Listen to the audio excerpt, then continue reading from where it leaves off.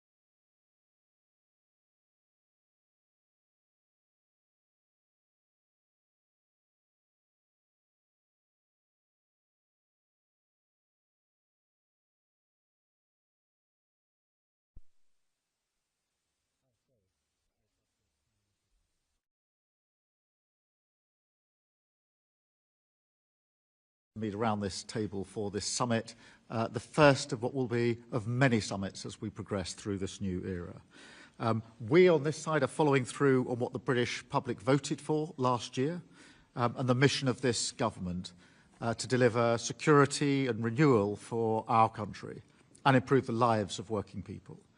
In uncertain times and a new era for defence, security and trade, we will do that by strengthening our relationships with allies around the world, including, of course, with Europe.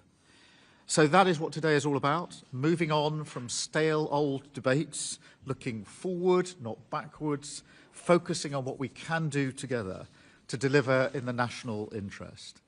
We are agreeing a new strategic partnership, fit for our times, providing real, tangible benefits on security, irregular migration, energy prices, agri-food, trade and more, bringing down bills, creating jobs and protecting our borders. We've delivered this progress through hard work together at every level. Our teams have identified the areas where we can make a real difference while protecting our sovereignty and independence. And I want to thank the negotiating teams on both sides. And I want to thank all of you for your engagement on this. The documents that we have before us today represent a strong package that will benefit all of our peoples. So this is an important moment. We must now move swiftly together on the detailed work to make these plans a reality. Thank you very much. And Antonio, if I could pass over to you for opening remarks. Dear David, dear Keir, thank you very much for your warm welcome with Rachel, David and Nick. And for us, it's a great pleasure to be here. This is our first summit since Brexit, and the United Kingdom and the European Union are looking forward, not looking back. We are here to work on the new relationship, not to talk about the past one. The United Kingdom and the European Union are reconnecting with purpose. The security of our citizens, the prosperity of our economies, and the defense of peace in Europe and beyond. These three priorities that will guide our work today. Our shared values inspire us to address together our common challenges. We are stronger than we act together. To support Ukraine, to stabilize and strengthen our transatlantic alliance, to protect free trade, multilateralism, and an international rules-based order. Today, we are building a new partnership, a new strategic partnership, based on the renewed agenda for cooperation, which Ursula will develop on. Thank you. Thank you so much. Yes, thank you very much, Keir, for hosting us here for the first ever EU-UK summit. Indeed, this is a big day because we are now turning the page and opening a new chapter. A new chapter that is so important in these times because we see the rise of geopolitical tensions, but we are like-minded. We share the same values. We know that we work shoulder by shoulder, hand in hand, when it's really coming to crisis and difficult moments.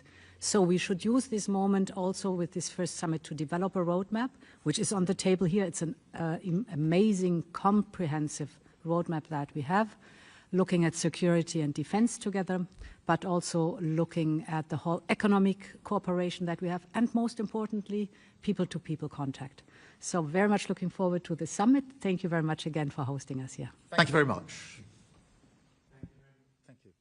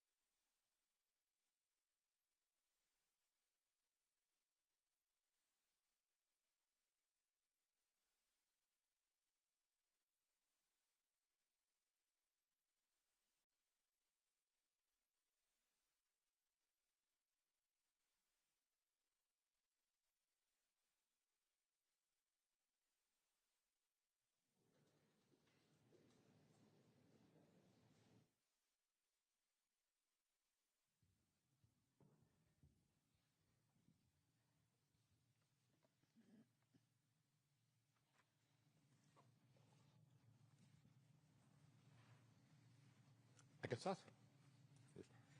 Hello. Good morning, dear Prime Minister, dear Keir, dear Ursula, dear ministers, dear High Representative, dear Maros. Let me begin by thanking Prime Minister Keir Starmer for hosting us here in London for what has been a timely and truly productive summit. A few months ago, Prime Minister, you spoke of your ambition to reset the relationship between the United Kingdom and the European Union. Today, I'm proud to say we together have delivered on that ambition. You succeeded, we all succeeded. The agreements we have reached today mark not just progress, but a new chapter in the relationship between the United Kingdom and the European Union, the start of a renewed and strengthened strategic partnership. Over the past months, we have worked tirelessly to rebuild trust. As we discussed during my visit to Downing Street in December, in an increasingly volatile world, deeper collaboration between like-minded partners, natural allies like us, is not a luxury, it is a necessity. Then back in February, I invited you to join the European Union 27 leaders at a retreat in Brussels to discuss defense matters. There, I felt a new positive energy in our relationship. I saw the great potential of what we can accomplish together to make real, tangible progress for the people of the European Union and the United Kingdom. Since then, we have worked hand in hand to support Ukraine, to increase pressure on Russia, to stabilize and strengthen the transatlantic partnership, and to uphold international law and defending the United Nations Charter amid growing security threats. We have been proud of the fruits of that collective effort. A joint statement on cooperation on global issues, a security on defense partnership, and a common understanding and a renewed agenda for cooperation. These agreements represent more than just words on paper. They are a reflection of our shared commitments to security, to prosperity, to development, and to the people we serve on both sides of the Channel. Our relationship is grounded in shared values, mutual interests, and the simple fact of our geographical closeness. We are neighbors, allies, partners, and we are friends. Times are changing. The rules-based international order is under attack. Multilateralism is being tested, and the European Union and the United Kingdom are providers of global stability. We must be guardians of the rules-based global order. Europe faces gravest security threat in decades, provoked by Russia's brutal war of aggression against Ukraine. But both the United Kingdom and the European Union are united in one belief. We share a fundamental responsibility for the security of Europe. That is why we are committed to continue our efforts together to achieve a comprehensive, just and lasting peace in Ukraine. A peace that guarantees Ukraine's independence, sovereignty, and territorial integrity. The ball is now in Russia's court. Together, we will intensify pressure on President Putin, including through a new package of sanctions, to bring him to the negotiation table. Russia must agree to an unconditional ceasefire. It must stop being a threat to Ukraine and to European security. On defense, our new partnership will bring deeper cooperation. It will strengthen Europe's contribution to NATO, and it will sharpen our focus on common strategic priorities. On trade, we are united in our commitment to economic stability. We both believe in free trade, fair, sustainable and open, as the engine of prosperity for our citizens and for the global economy. On migration, we will work together to reduce irregular flows and to strengthen cooperation with countries of origin and transit. And finally, today, we also address the situation in the Middle East. In particular, we addressed the tragic humanitarian crisis in Gaza, a tragedy where international law is being systematically violated and an entire population is subjected to disproportionate military force. There must be safe, swift, and unimpeded access to humanitarian aid. The remaining hostage must be unconditionally released, and the permanent ceasefire must be reached now. Our discussion reaffirmed our shared conviction that lasting peace and security in the Middle East can only be achieved through the implementation of the two-state solution. Prime Minister, dear Keir, your leadership has been instrumental in turning ambition into action. Today's agreements are a testament to your determination and to the new tone you have brought to our relationship. The United Kingdom and the European Union are stronger when we stand together for prosperity, for security, and for peace in Europe and beyond. This is the message that underpins our renewed cooperation. This is the direction we are taking together after this successful summit, which will be just the first of many, because, as we have agreed today, from now on, the European Union and the United Kingdom will meet every year. So, we see you last week in Brussels. Thank you very much. Thank you very much. Yes, thank you very much. Antonio, thank you for your words. But my dear Keir, this is a historic moment because it is the first ever EU-UK summit and it is a success. And this is also thanks to your leadership. And I really want to thank you for the leadership, because it's not only about the summit, a day where we are here now in London, but it's all these weeks and months of preparation and hard work to get to the excellent result that we have. We're turning a page. We're opening a new chapter in our unique relationship. This is the story of historical and natural partners standing side by side on the global stage, facing most of the same challenges, pursuing the same objectives, like-minded, sharing the same values, and thus we are looking for solutions that are beneficial for both our people and standing shoulder by shoulder when it comes to really getting to the solutions. I want to have a look at the common understanding, which is basically the roadmap that we have agreed on to follow now after this summit. First, we have concluded our security and defense partnership. This will boost our cooperation in security and defense initiatives. There are lots of topics covered. For example, on the defense industry, but also military mobility, peace building, crisis management, or the countering of hybrid threats, just to name a few.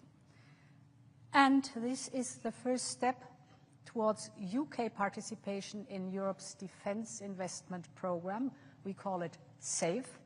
It's 150 billion euros of loans for joint procurement, and this security and defense partnership opens the door towards the joint procurement. We need another second step, but this joint procurement we've discussed will increase our readiness, will close military gaps that we have, and will increase, that's of most importance, our interoperability when our armed forces are going on missions together.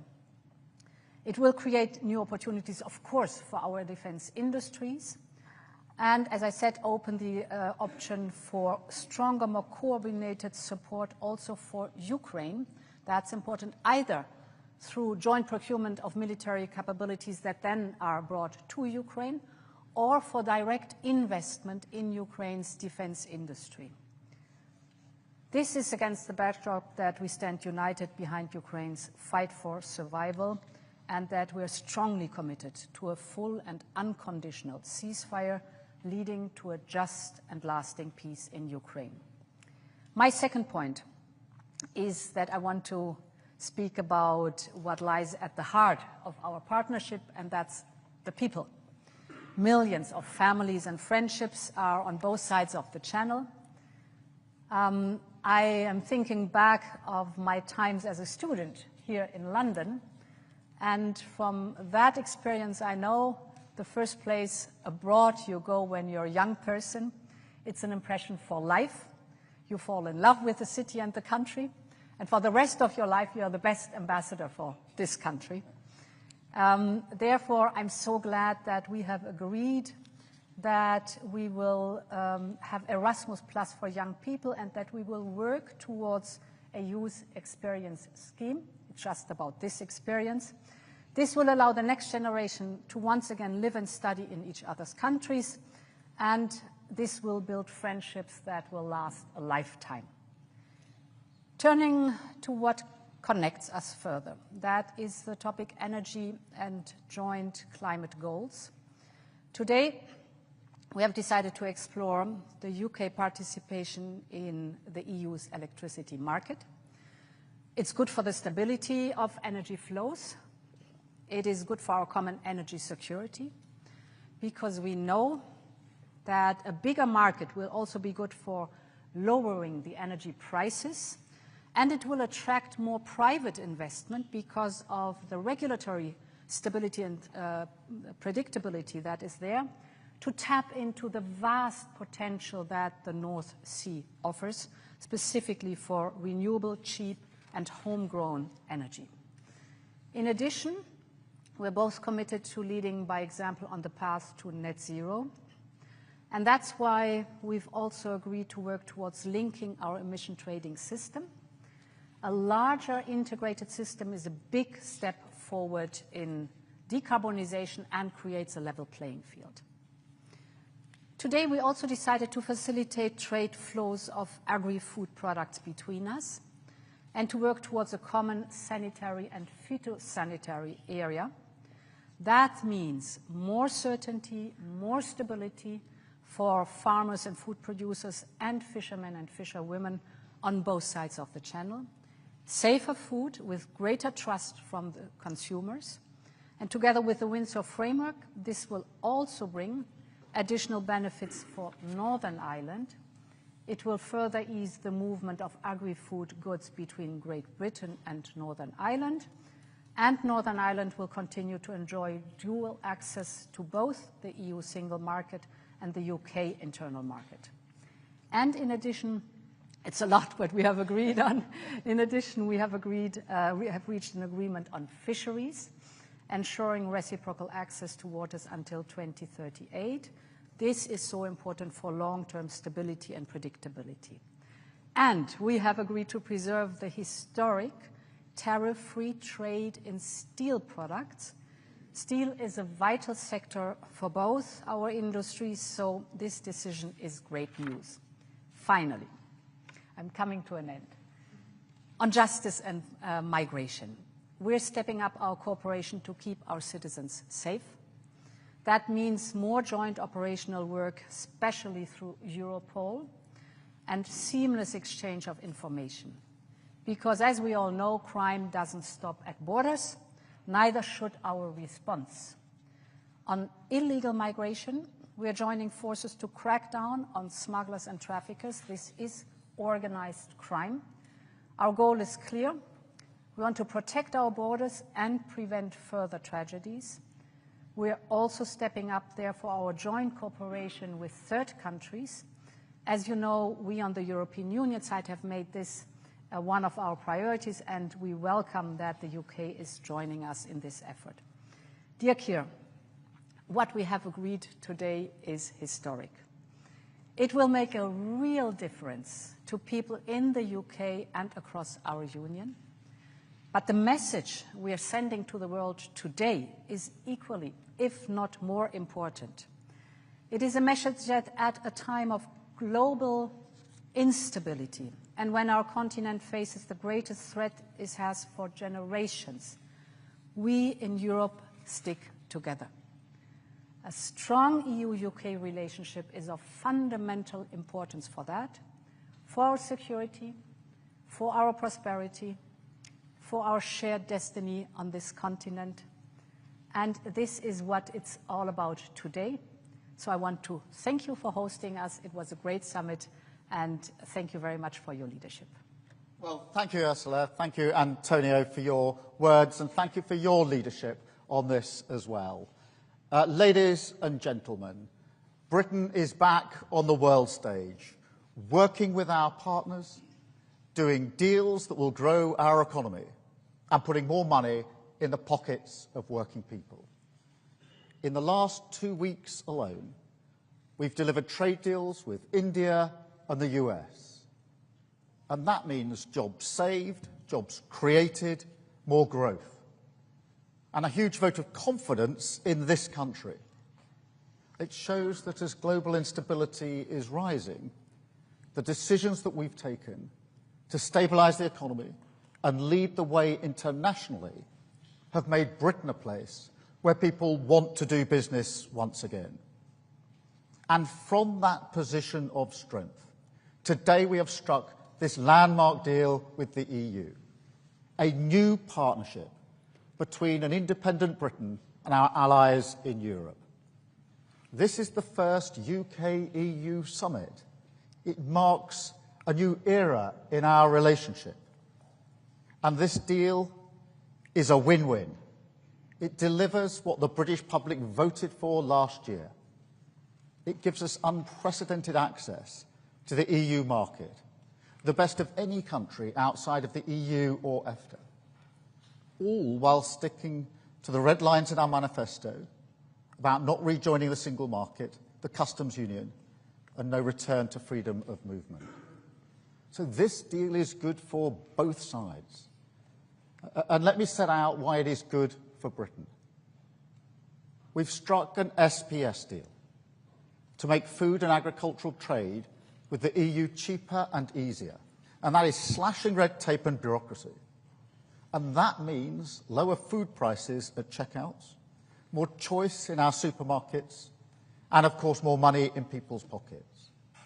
It will boost British exporters because once again, after a long absence, we'll be able to sell Great British burgers, shellfish and other products into the EU. We've also struck a new defence and security partnership to strengthen our cooperation and strengthen our security, which is vital in this dangerous new era. And it will open the door to working with the EU's new defence fund, providing new opportunities for our defence industry, supporting British jobs and livelihoods. We're also increasing our cooperation on emissions trading, saving UK businesses from having to pay £800 million in EU carbon taxes, once again supporting British businesses, backing British jobs.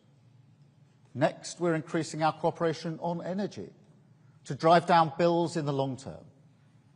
The agreement negotiated by the last government left us with more expensive ways of working with our neighbours, despite being physically connected to the European grid by our underseas cables. Today's deal will see us work to bring these systems together again, benefiting bill payers and boosting our renewable industry in the North Sea. Today's deal is also good for British steel, protecting our steel exports from new EU tariffs, saving the industry £25 million every year. Another example of this government backing our steel sector to the hilt. We've reached a deal today on fish, protecting our access, rights and fishing areas, with no increase in the amount that EU vessels can catch in British waters. Our fishing industry will also benefit from the new SPS agreement, which slashes costs and red tape for our exports into the European market. And we already sell 70% of our seafood into that market. So that is really significant. It is also opening the gates to selling shellfish back into the EU. And I can also announce today that we're investing £360 million into our fishing industry to help them take advantage of this deal. We've acted today to strengthen our borders. The previous deal left a huge gap in our ability to work together to tackle illegal migration. So this deal closes that gap so we can work across migration routes to end the migration crisis and smash the criminal gangs. We're boosting our cooperation on law enforcement, combating terrorism and serious organised crime, with better sharing of intelligence and data, including facial imaging, for the first time. Today's deal will also help British holidaymakers, as we're confirming that they will be able to use e-gates when they travel to Europe, ending those huge queues at passport control. And I call on all EU members to help make this a reality without delay. Finally, we've agreed today to cooperate on a youth experience scheme to allow our young people to travel and work freely in Europe. And I'm clear this will come with all the appropriate time limits, caps and visa requirements. So it's a long list. It shows just how much we've achieved here today. Real benefits for the British people. Because it's time to look forward. It's time to move on from the stale old debates and political fights to focus on delivering common sense, practical solutions which get the best for the British people. We're ready to work with all our partners, wherever it means we can improve people's lives here at home. And that's what this deal is all about. Facing out to the world once again, in the great tradition of this nation, building the relationships we choose with the partners we choose, and closing deals in the national interest. Thank you. We'll now take some questions from the media, and I think I've got the list. I think we're going to go to the UK media first, and then to the European media. I've got Chris Mason on BBC first, please. Chris. Thank you, Prime Minister. Chris Mason, BBC News. To be clear, Prime Minister, isn't the truth that you've sold out the fishermen for what you see as the greater good? And a question to the European Union, to President von der Leyen. This deal involves the UK becoming an EU rule taker, which some people here really don't like. Are you pleased to have the UK back within the EU's orbit? Thank you. Chris, let me go first. Firstly, the focus, the driving principles of the comprehensive set of arrangements we've agreed today is about bills, it's about jobs, and it's about borders. They're the driving principles. And the SPS zone cuts away a huge amount of red tape for businesses and the way that we trade. It is incredibly important for fish because over 70% of our seafood goes into the European market.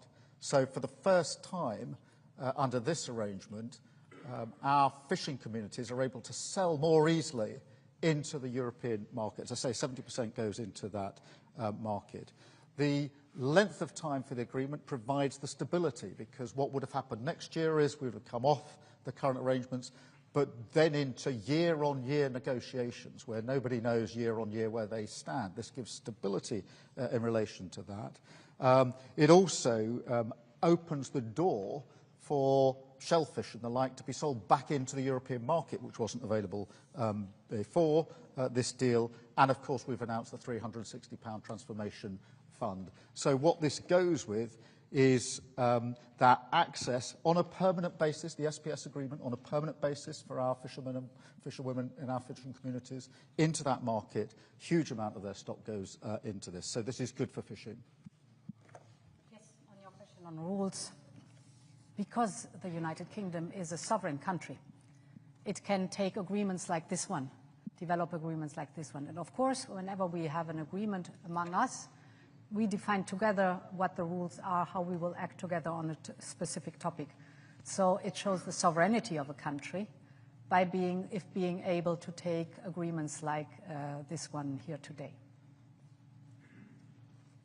Thank you. Let me go to Robert Peston, ITV. Robert.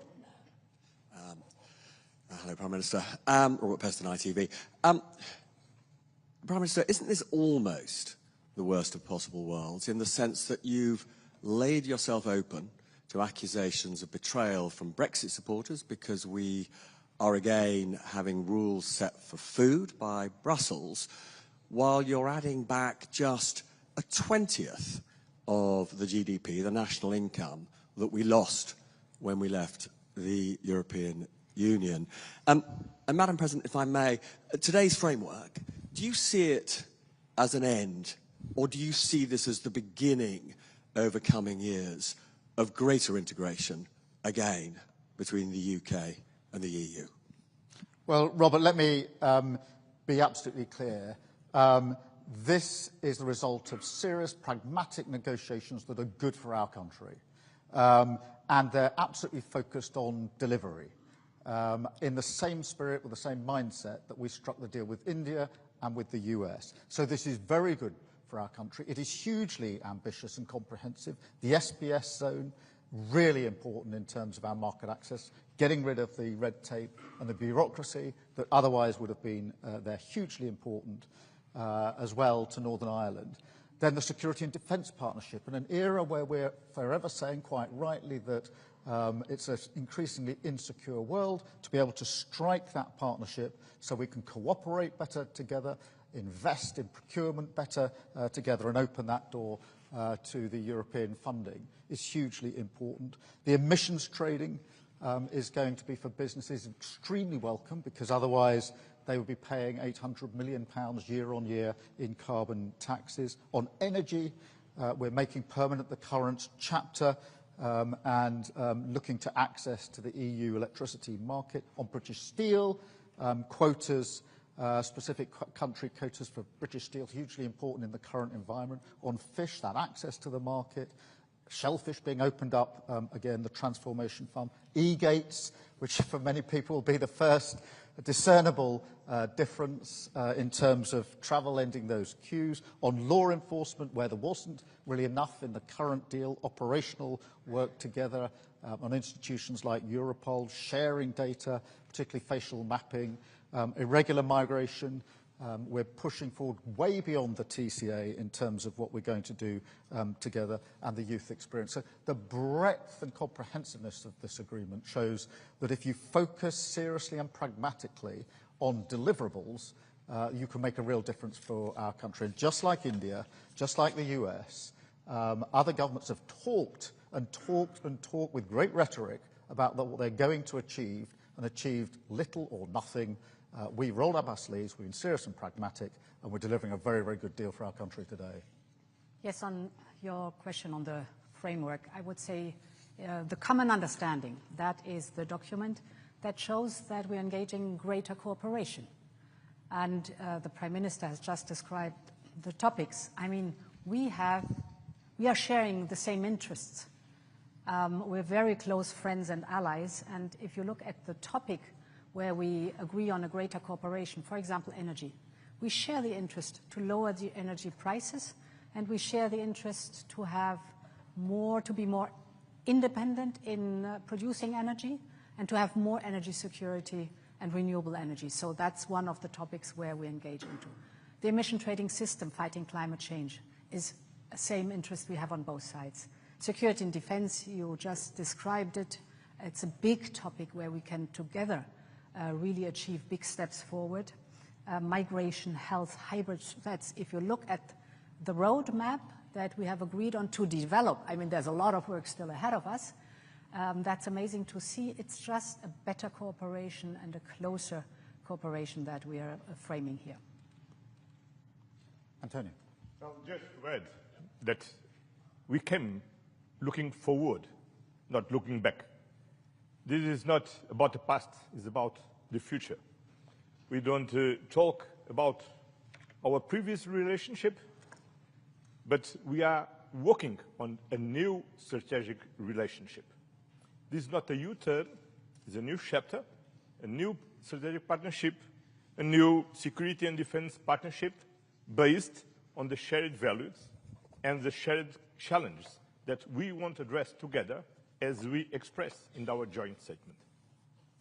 Thank you. And can I come to Beth Rigby, Sky News? Thank you, Prime Minister. Beth Rigby, Sky News.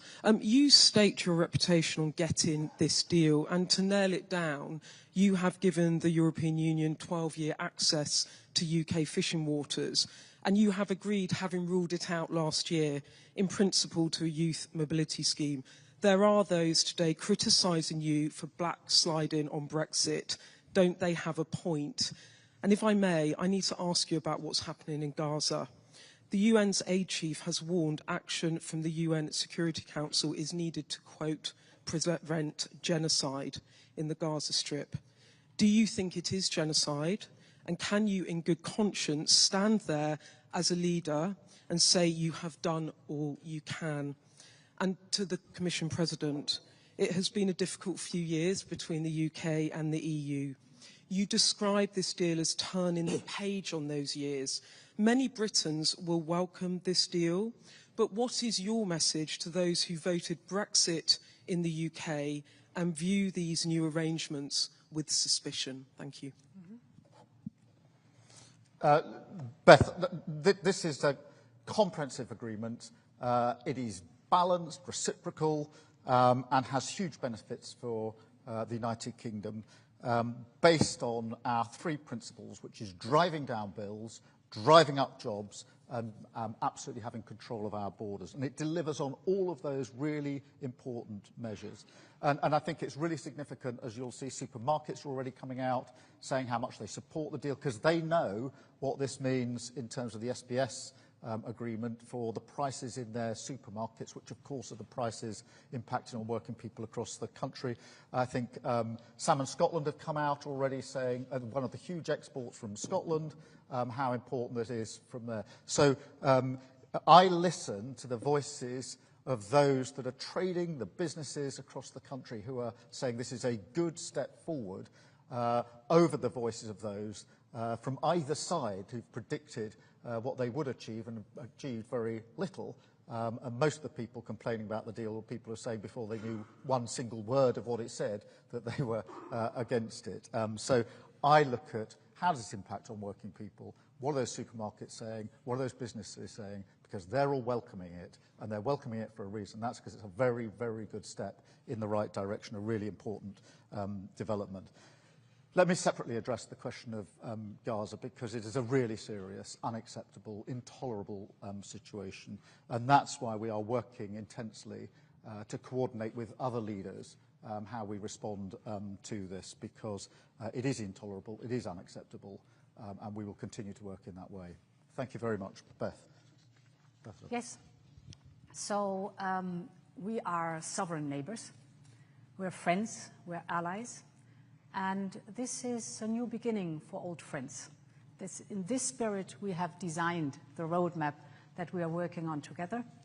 And I think it shows, the content shows that we are working towards a friendly cooperation that is of benefit for both sides of the channel.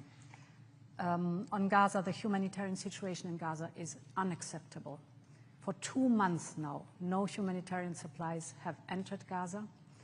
Aid must reach civilians in need immediately, and the blockade on Gaza needs to be lifted now, because humanitarian aid must never be politicized.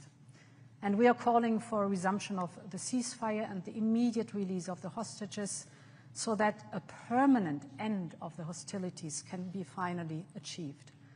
We are convinced that the only solution is the two-state solution. This needs, among others, also a functioning Palestinian Authority. We are strongly supporting and financing the Palestinian Authority, and we as a Commission will propose a multi-annual package now of 1.6 billion euros for the years 25, 26, 27 to support the Palestinian Authority. Just to add about Gaza. Gaza. As the Prime Minister said, as Ursula said, is unacceptable. Israel must stop now immediately. The Hamas needs to release immediately all the hostage, and we need all together as international community to help the parts to build the two-state solution, the only one who can assure a lasting peace in the region. Thank you very much. And Chris Hope from GB News, please. Thank you, Prime Minister. Christopher Hope, GB News. As you know, Sir Keir Starmer, critics say your deal turns us into rule takers, not rule makers on standards. The Scottish Fishermen Association, or Federation, say your deal is a horror show, far worse than Boris Johnson's botched Brexit agreement. Are they right? Have you been stitched up like a kipper by the European Union? Ms von der Leyen, the Tories will say today they will reverse everything you've agreed today. What's your message to them? And Mr Costa, what are your plans for your future summits? Do you want to see the UK and re-enter the single market and the customs union in your lifetime? Chris, let me again repeat the driving principles behind this deal, which are really important, which is the question, does it bring down bills? And I think it's really important to see the reaction of supermarkets, of Salmon Scotland, to begin to answer that question, because they are celebrating this because they know it will reduce prices. And we all know how hard the cost of living crisis is bearing down on working people, and therefore bringing down bills is hugely important. Does it boost jobs in security, in defence, steel, of course, and of course across all those areas affected by the SPS agreement, energy and electricity also within the scope of this. And then, of course, does it take vital measures to help protect our borders? And this goes beyond what we've been able to do before in answering those questions. So they are the principles that we set for this. I think it's important to remember in relation to fishing that next year, under the old arrangement, we didn't cease to have any EU fishing in our waters. We simply went to a year-on-year negotiation, which means there's no stability for anybody. And because of the SPS zone being permanent, that does mean for fishing communities that the fish can be sold into the European market. And when 72% of your fish is into the European market, that makes a material difference in terms of cutting the red tape and the bureaucracy. And of course, it unlocks some of the shellfish, etc., which couldn't be sold into the market at all until we made this arrangement. And I think it is important to emphasise again the £360 million transformation fund to fishing communities, which has never been put in place before. And that's why the comprehensive nature of this deal across so many strands is totally focused on that question. Does it bring down bills? Does it drive up jobs? And does it help us take control of our borders? And it answers all of those questions, which I think are fundamentally important for working people. Thank you. So to your question, my answer to all would be that we are good neighbours. And it's reasonable for good neighbours to work together when they face challenges. That's what we're doing. And I think now our job is, I mean, we've described the roadmap. We have to finally negotiate all the different details in it. And then our job is to implement it and to show the positive results. People will see the positive results. You spoke about bringing the bills down, less red tape without any question, more prosperity and more predictability. So ask us again in a few years and then we can show exactly what we have delivered. Well, thank you very much for your question. I had the privilege to work in the European Council with David Cameron, Theresa May, and Boris Johnson. I had the experience to negotiate with Cameron an agreement to avoid the Brexit, to negotiate with him the withdrawal agreement, the Windsor agreement, the trade and cooperation agreement with him, with Theresa May, and finally with Boris Johnson. This is the past. Now, with Keir Starmer, we are turning the page, look at the future, and closing the gaps, but build on a new strategic partnership. Building and working on a new coming understanding, a very ambitious roadmap, not to return to the single market, not to return to the customs union, but to do better together as neighbors, partners, allies, and friends. Thank you.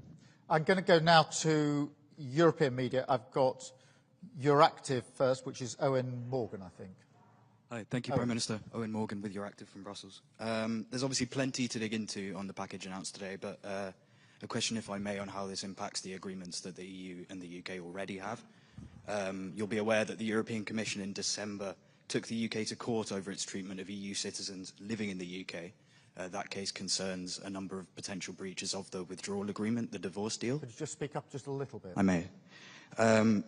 So the European Commission took the UK to court in December over its treatment of EU citizens living in the UK, and that concerns a number of potential breaches of the withdrawal agreement. Today's package once again talks about the full, timely and faithful implementation of those agreements.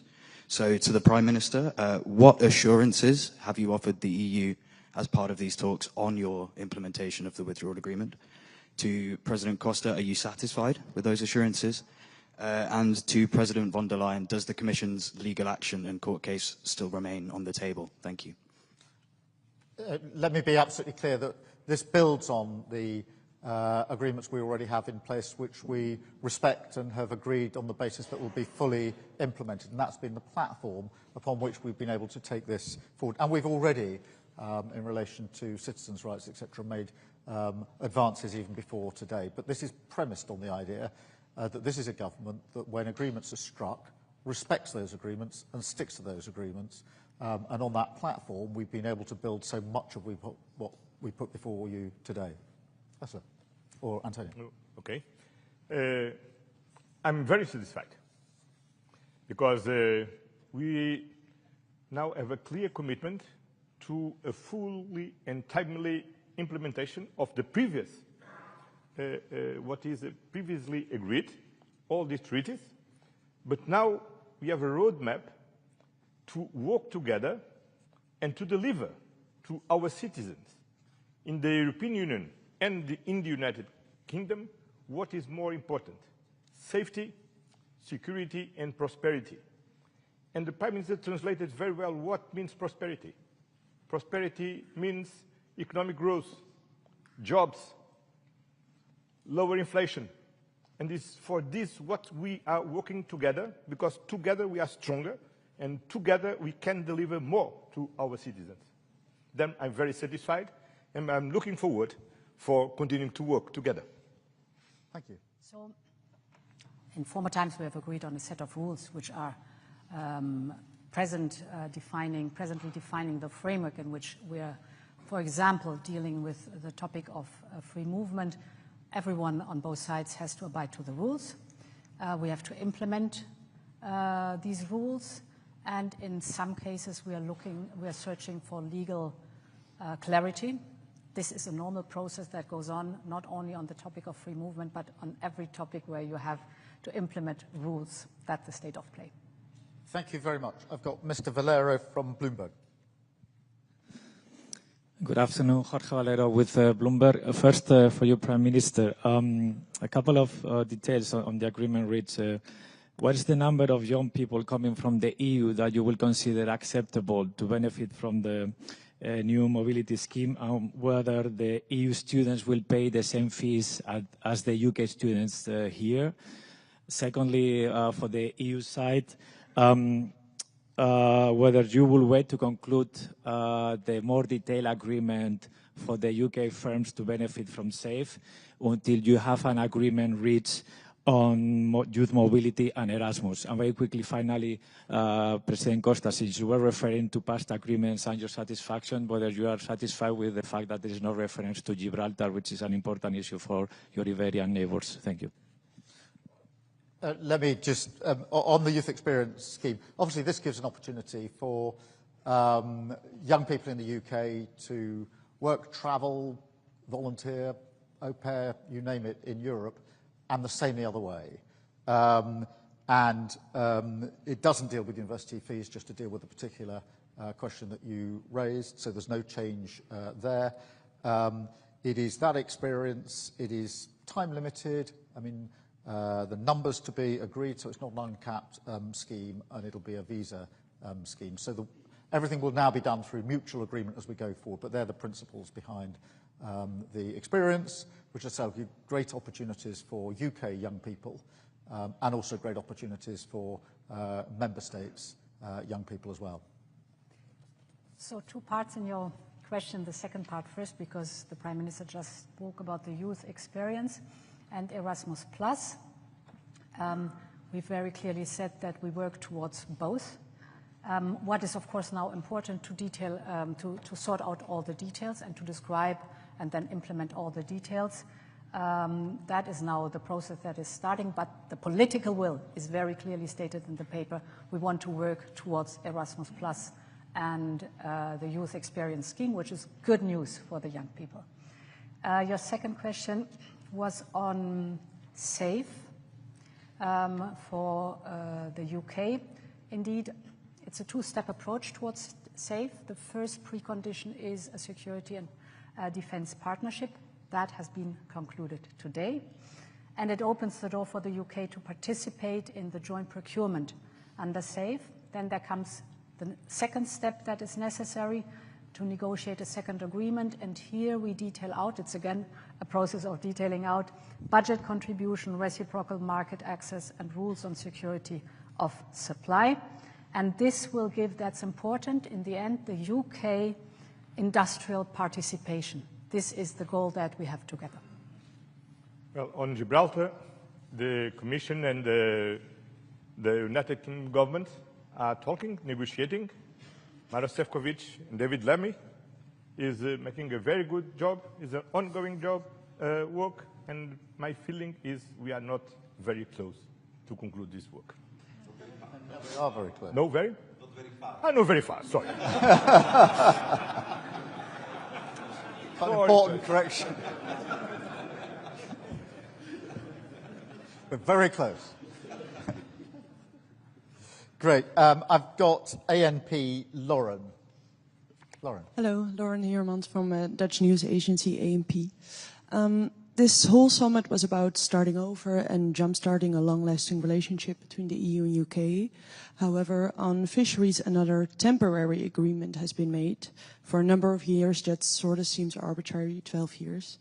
How is that signaling a robust and lasting relationship? Why not a permanent solution? And is a permanent solution still on the table for the upcoming talks, maybe next year? In relation to fish, I think it is important that we've got the certainty in there, and I won't rehearse again what that means for UK fishing communities, the access to the market, particularly on the SPS, etc. But I think there's something bigger here which is important, because what we've achieved today is about looking forwards, not backwards. It's about not reopening all the old wounds. It's about turning a page, starting a new era, closer cooperation across a whole range of issues. And the mindset, the mood, the framing, the intent and ambition is every bit as important as the detail on the page in the very many aspects of this arrangement today. Because we jointly agreed at the beginning of this process that we wanted to look forwards, not backwards.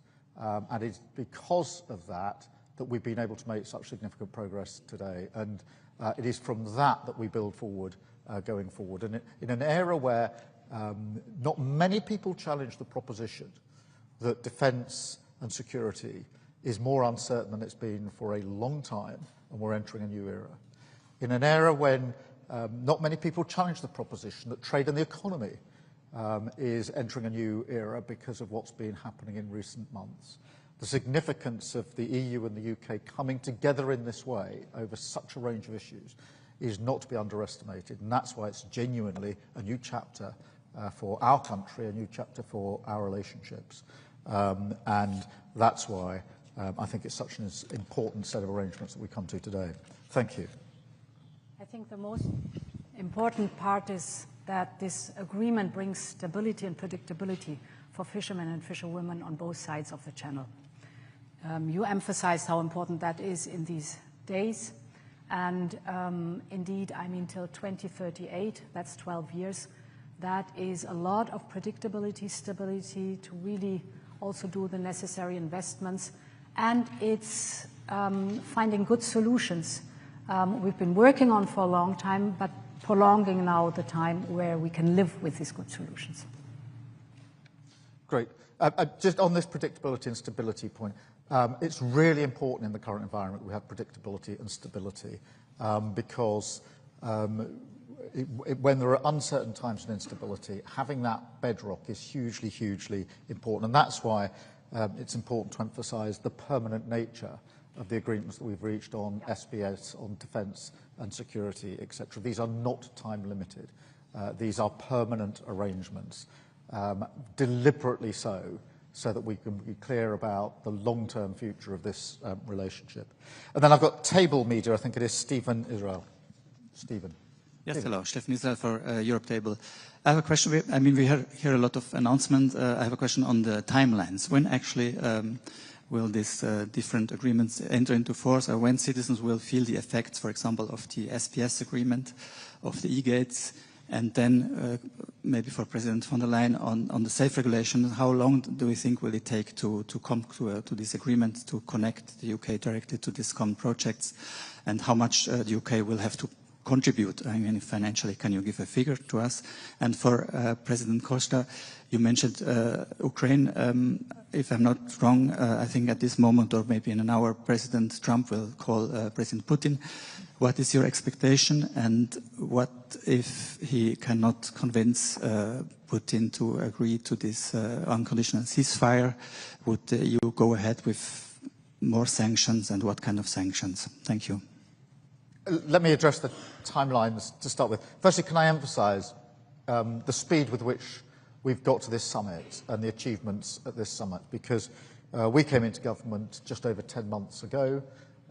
We started in earnest in the autumn of last year in terms of what we wanted to achieve from this summit, and therefore in 6 months or so we're able to agree across this broad range, comprehensive range of issues, and that is real progress at pace.